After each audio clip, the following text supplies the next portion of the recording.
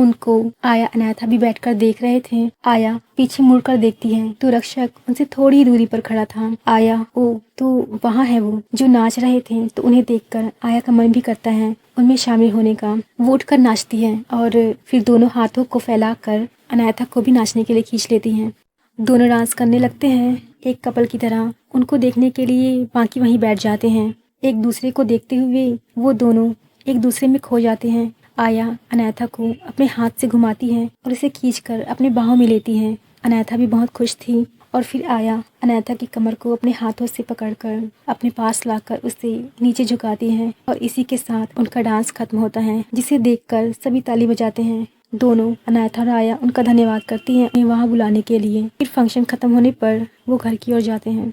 आया आज तो मज़ा ही आ गया, इतने दिनों बाद मैंने खुल के डांस किया, मैं तुम्हारे साथ खो ही गई थी। अनाथा हाँ मुझे भी काफ़ी मज़ा आया, इतने दिनों बाद खुलकर जी रही हूँ। मैं सच में तुम्हारे साथ डांस करके मुझे भी बहुत अच्छा लगा। तभी वहाँ एक लड़का आता है जो आते ही अनाथा से बात करने लगता है। वो लड़का अनाथा के पास आता है और कहता है तुम्हारी आंखें काफ़ी खूबसूरत हैं। अगर तुम्हारी आंखें इतनी खूबसूरत हैं तो तुम कितनी खूबसूरत होगी। इस मास्क के पीछे आया उस लड़के को देखती है और सोचती है शायद इसे अनाथा से पहली नज़र में प्यार हो गया। इन्हें बातें करने दो, मैं थोड़ी देर के लिए यहाँ से जाती हूँ। फिर आया वहाँ से जाकर छिप जाती है, लेकिन वो देखती है कि रक्षक उन दोनों की तरफ ही जा रहा था, तो वो रक्षक को खींचकर लाने लगती है। आया ये क्या करने वाला है, उन दोनों को बातें करने नहीं देगा, उसे वहाँ से लाना होगा। आया दौड़कर रक्षक के पास जाती है और इसे खींचकर वहाँ से लाने लगती है। अरे तुम तो कितने भारी हो रक्षक, ये तुम क्या कर रही हो, छोड़ो मुझे। अगर उसने राजकुमारी को कुछ नुकसान पहुँचाया तो मैं उसे छोड़ूंगा नहीं। आया वो ऐसा कुछ नहीं कर रहा है, वो बस अपनी दिल की बात कह रहा है। तुम जाकर सारा काम खराब कर दोगे, चलो मेरे साथ, बस थोड़ी देर के लिए, प्लीज मान जाओ। रक्षक ठीक है थोड़ी देर के लिए बस। उसके बाद आया और रक्षक उन दोनों को छिपकर देखने लगते हैं। अनाथा कहती है मन में आया तुमने मुझे यहाँ अकेला छोड़ दिया। वो लड़का कहता है क्या तुम यहीं से हो, तुम्हारा नाम क्या है। रक्षक हो गया 5 सेकंड कहकर उस लड़के के पास जाता है। आया ये क्या कह रहा है, बस 5 सेकंड, ये बहुत कम है। रक्षक उस लड़के को धक्का देता है और उसे अनाथा से दूर करता है और कहता है क्या क्या करना चाहता है तू राजकुमारी के साथ। लड़का राजकुमारी, पर वो यहाँ कैसे।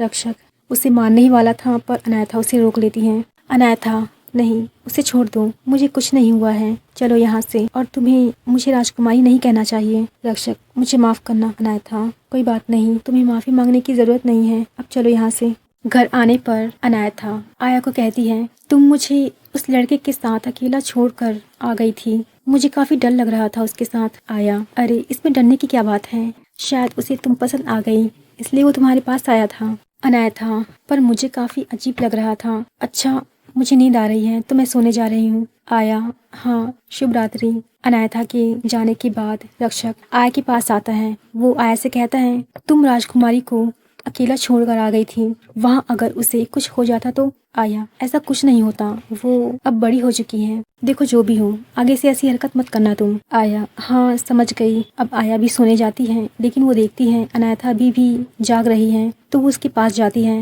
अनाथा खिड़की के पास खड़ी थी। आया अनाथा आप अभी भी जाग रही हैं। अनाथा कहती है मुझे नींद नहीं आ रही थी तो मैं बाहर देखने आ गई। आया चलो तो बाहर। फिर दोनों ऊपर छत पर जाते हैं। आया कहती है ये गांव तो हमारे गांव से काफी शांत है, देखो इन जुगनुओं को, वो कितने प्यारे लग रहे हैं, और ये रात ठंडी ठंडी, अगर मैं अपनी जीभ को निकालूंगी तो उसकी बूंदें मेरी जीभ पर आएंगी, ये सब कितना प्यारा लग रहा है।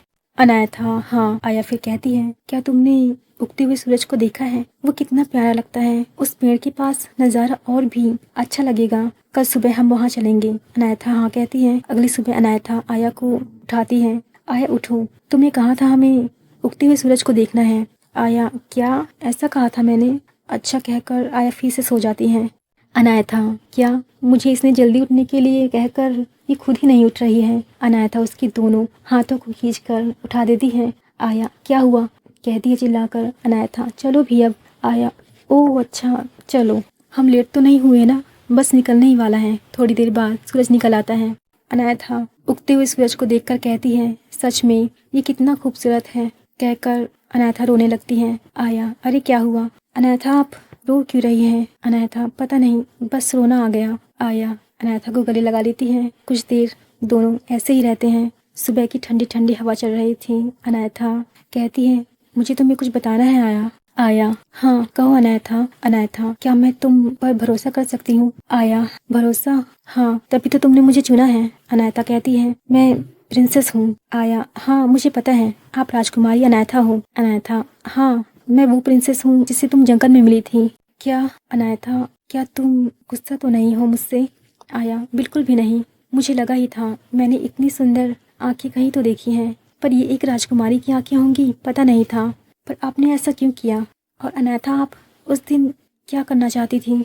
इस पर अनायथा कहती है, बस इतना समझो, इस मास्क के पीछे जो तुम सोच रही हो वह सब कुछ भी नहीं है। चलो अब हमें महल जाना होगा। 2 दिन कैसे बीत गए पता ही नहीं चला। आया सोचती है, ऐसा क्या है जो राजकुमारी मुझे बताना नहीं चाहती? आखिर क्या वजह हो सकती है? अनायथा अपने कमरे में इस बारे में सोच रही होती है, तभी उसके माता पिता उसके पास आते हैं। उनमें कुछ बातें होती हैं जिसे सुनकर अनायथा उदास हो जाती है। अनायथा उस रात को सोई नहीं थी। वो आधी रात को उठकर महल से बाहर निकल जाती है। उस रात आया भी नहीं सोई होती है, तो वो उसकी पैरों की आवाज़ सुनकर उसके पीछे जाती है। क्या ये अनायथा है? वो जा कहाँ रही है? वो भी इस समय? वो तो खाई की तरफ जा रही है। आया अनायथा को आवाज़ लगाती है, पर अनायथा नहीं रुकती। अनायथा जाकर बड़ी चट्टान के पास रुकती है। आया अनायथा से कहती है, आप ये क्या कर रही हैं? आप उस दिन भी ऐसा ही करने वाली थी, पर आज मैं आपको ऐसा नहीं करने दूंगी। अनायथा बस गिरने ही वाली थी उस खाई से, लेकिन आया उसका हाथ पकड़ लेती है। लेकिन अनायथा का पैर फिर भी फिसल जाता है, पर आया उसे पकड़ लेती है और अपने पास खींच लेती है। अनायथा, तुमने ऐसा क्यों किया आया? आया, पर बात क्या है? अनायथा कहती है, मेरे माता पिता चाहते हैं कि मैं अपना चेहरा ठीक करा लूं ताकि मेरी शादी एक शाही परिवार में हो जाए, पर मैं ऐसा नहीं चाहती। अनायथा कहती है, जब मैं छोटी थी तो मुझे इन बातों का फर्क नहीं पड़ता था कि मैं कैसी दिखती हूँ, पर जैसे ही मैं बड़ी हुई और बच्चों ने मेरा मजाक उड़ाना शुरू कर दिया, एक रॉयल फैमिली होने की वजह से वो मेरे सामने मुझे कुछ नहीं कहते थे, पर मेरे पीठ पीछे मेरा मजाक उड़ाते थे। कोई मुझसे दोस्ती भी नहीं करना चाहते थे, सिर्फ इसलिए कि मेरे चेहरे पर ये बड़ा निशान है जो कितना अजीब दिखता है। और तब से मैंने अपना चेहरा किसी को नहीं दिखाया। उस दिन अगर तुम नहीं होती तो शायद आज मैं नहीं होती, पर तुमने ऐसा क्यों किया? और आज मेरे माता पिता चाहते हैं कि मैं ये अपना चेहरा ठीक करा लूं। मैं ऐसा नहीं करना चाहती, मैं ऐसे ही रहना चाहती हूँ। आया अनायथा की बातें सुनकर कहती है, क्या मैं तुम्हारा चेहरा देख सकती हूँ? अनायथा नहीं कहती है। आया, मुझे पता है आप बहुत सुंदर हैं। अनायथा अनायथा फिर अपना चेहरा दिखाती है। आया अनायथा के चेहरे को ध्यान से देखती है और कहती है, तुम्हारा ये मार्ग तुम्हें और सुंदर बनाता है। अनायथा, मजाक मत करो। आया, सच में मैंने जैसा सोचा था तुम वैसी हो, और तुम्हारा मन भी। मुझे पता है जिससे भी आपकी शादी हो वो आपको बहुत पसंद करेगा। जब वो आपको जानेगा तो वो आपकी बाहरी सुंदरता को छोड़ आपके मन की सुंदरता से प्यार करने लगेगा। अनायथा हंसकर कहती है, तुम कितनी अच्छी हो आया, मेरा दिल रखने के लिए ये सब बातें कर रही हो, पर अक्सर चेहरे की सुंदरता के आगे मन की सुंदरता हार जाती है। आया, हाँ मैं जानती हूँ, पर पूरी दुनिया आपको क्या समझती है इससे फर्क नहीं पड़ता। आप अपने आप को क्या समझते हो इससे पड़ता है। अगर आप अपने आप को पसंद करेंगी तो लोग तो अपने आप ही आपको पसंद करने लगेंगे। अनायथा, पर ऐसा चेहरा किसी को पसंद नहीं आएगा। आया, हाँ पर मुझे तो है, और सब आपको अपनाएंगे। सबको छोड़ो, सिर्फ मैं ही काफ़ी हूँ आपके लिए। कहकर दोनों हंसने लगते हैं। और इस दिन के बाद अनायथा ने खुद से प्यार करना शुरू किया। अब वो मास्क नहीं पहनती थी। लोगों में बातें होती थी कि पता नहीं राजकुमारी का चेहरा ऐसे कैसे हो गया, उनके परिवार में तो ऐसा किसी के पास निशान नहीं है। एक और व्यक्ति कहता है, मुझे लगा प्रिंसेस काफी खूबसूरत है, पर मैं गलत निकला। पर इन सब बातों की परवाह न करते हुए अनायथा बिना मास्क के रहती है। वो आया के साथ सब जगह जाती, दोनों खूब मस्ती करते, जैसे कि अनायथा एक नई लाइफ जी रही हो। रक्षक ये देखकर खुश था, क्योंकि वो अनायथा को हमेशा निराश ही देखता था। वो आया के पास आता है और आया से कहता है, तुम्हारा धन्यवाद। आया, क्या पर क्यों? रक्षक, तुमने राजकुमारी को एक नई जिंदगी दी है इसलिए। आया, इसकी कोई ज़रूरत नहीं थी, और हम दोनों का ध्यान रखने के लिए आपका धन्यवाद। रक्षक, देखो शर्मिंदा मत करो। कुछ दिन बाद अनायथा 18 वर्ष की होने वाली थी। उसके माता पिता ने एक बहुत बड़ा फंक्शन रखा था उसके लिए, उसके जन्मदिन पर, और बहुत सी प्रिंस को बुलाया था ताकि कोई एक को राजकुमारी पसंद कर ले या प्रिंस राजकुमारी को पसंद कर ले। महल में काफ़ी चहल पहल थी। सभी लोग आ गए थे। कुछ लोग कहते हैं आज हम अच्छे से राजकुमारी को देखेंगे। आसपास के प्रिंस भी आए थे। उनमें बातें होती हैं कि क्या सच में वो बात सही है जो लोग कह रहे थे कि प्रिंसेस के चेहरे पर एक बड़ा निशान है। उनमें से एक कहता है तो क्या हुआ, उससे फर्क नहीं पड़ता, वो अंदर से कैसी है इससे पड़ता है। फिर वही राजकुमार कहता है सीधे सीधे क्यों नहीं कहते कि तुम्हें राजकुमारी के पैसों पर नजर है। फिर दूसरा वाला प्रिंस कहता है ऐसा तुम सोच रहे हो। आया आसपास देखती है, यहाँ तो काफी लोग आए हैं और प्रिंस भी। ये बात जाकर मैं अनायथा को बताती हूँ। आया अनायथा से कहती है अनायथा आप अभी भी तैयार नहीं हैं, नीचे सब आ चुके हैं और प्रिंस भी। अनायथा आप नहीं, तुम कहो, और तुम अभी भी इन कपड़ों में क्यों हो, और तुम अभी भी मेड की ड्रेस में क्या कर रही हो, तुम जल्दी से तैयार हो जाओ, फिर हम दोनों साथ चलेंगे। आया नहीं नहीं, मैं ऐसे ही ठीक हूँ, और वैसे भी ये आज तुम्हारा खास दिन है जो बहुत ज्यादा शानदार होना चाहिए। फिर अनायथा आया को गुस्से से कहती है मेरी बात मानो आया। आया डर कर ठीक है कहती है जैसा तुम कहो।